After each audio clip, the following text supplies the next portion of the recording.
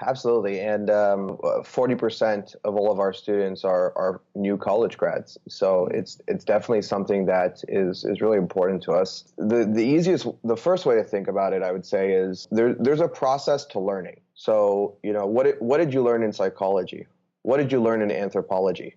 You probably learned that there's a cause and effect for the scenarios that you're looking at. And that's really what it is, right? I mean, you're learning history, you're learning data, you're learning cause and effect, you're learning about a specific piece of information. And if you can apply what you've learned from the framework of learning to sales, then it actually starts to become kind of easy, because sales is not about slick talking. Sales is not about being the most aggressive person, right? A lot of people, and I would agree, being aggressive helps, but that's not a core component.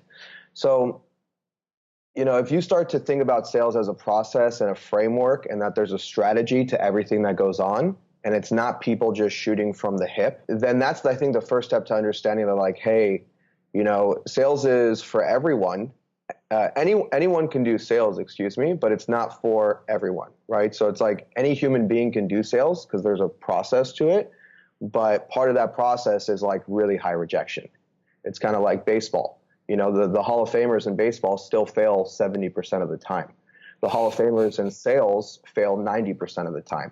So it's just part of the game. So I think those are some of the ways we help someone with a degree in a different background, understand how they could start to be successful in a sales role. Yeah, that's such an interesting point to touch on, because I think I heard something about a baseball analogy where if you hit 3 out of 10, you get into the Hall of Fame or something like that. So Exactly. you basically fail 70% of the time,